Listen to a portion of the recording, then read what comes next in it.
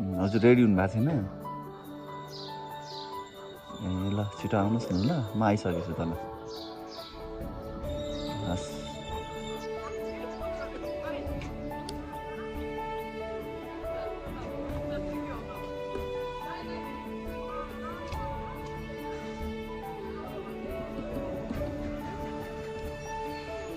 झोला त ठुलै बोकेर आउनु भएछ त हो हजुर। ल पोखरै पुऱ्याइदिनु हो। एकछिन म फर्काउँछु। पोखरै पुऱ्याइदिनु कि यहीसम्म?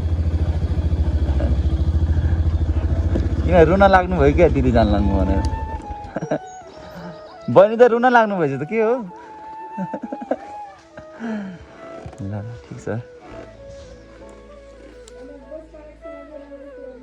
ए हस् हस् चिन्ता नमान्नु न है। ल हस् शुभ दिन हजुरहरूलाई, राम्रोसँग बस्नु होला, फेरि भेट होस्।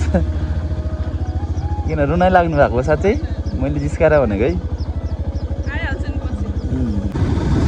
के छ अनि खबर? काठमाडौँ छोडिदिएछ होइन आज? कति समयको लागि हो? मास्क चाहिँ किन थियो लगाइराख्नुहुन्छ जति बेला पनि? अस्ति पनि लगाइ हुनुहुन्थ्यो। पोखरा भन्दा धेरै फोहोर भएर हो काठमाडौँ?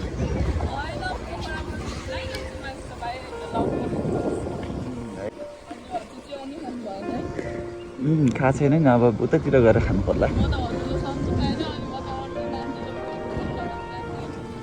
हजुरको लागि त सन्चो नभए पनि म आउनु सकिहाल्छु नि, अरूको लागि पो आउनु सक्दैन नि।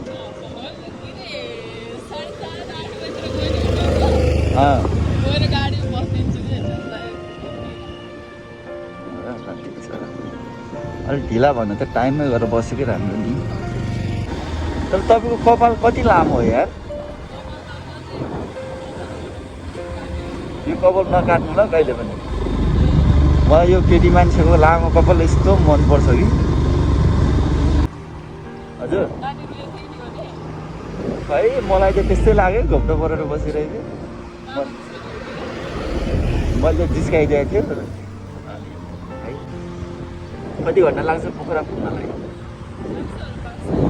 6 घन्टा? अब चाहिँ आउनु पर्ला। घुमाइदिनुहुन्छ मलाई?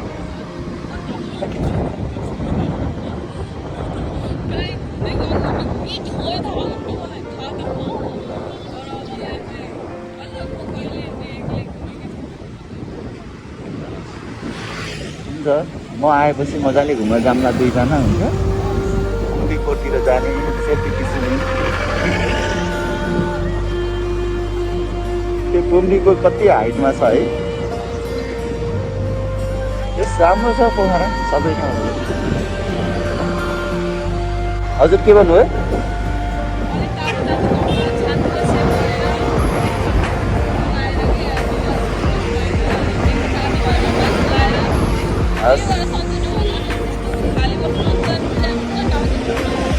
मैले धेरै कपडाहरू लाउनै सक्दिनँ कि त्यही भएर हो।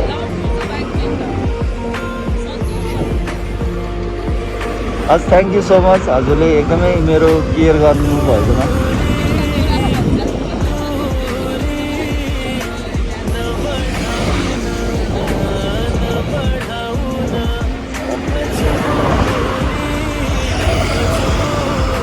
एकदमै म आभारी छु हजुरको कुरा।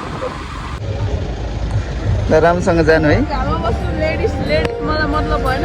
मास्क त खोलिदिनु न जाने बेला एकचोटि हेरौँ फेस।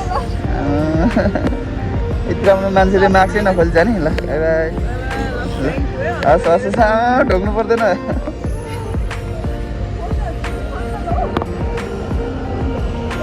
By by.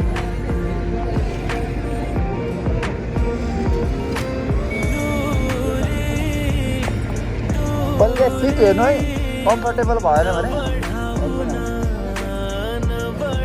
पछाडि लाग्दै गाह्रो हुन्छ। अहिले तपाईँलाई झन् अगाडि राखिदिनु भने यहाँ उठाइ गर्छ। त्यहाँ यहीँ हुन्छ तपाईँलाई जता कम्फर्टेबल हुन्छ त्यही भन्नु। गाडी त जति पनि पाउँछ बुझ्नुभयो? जता कम्फर्टेबल हुन्छ त्यही बस्नु क्या। By by.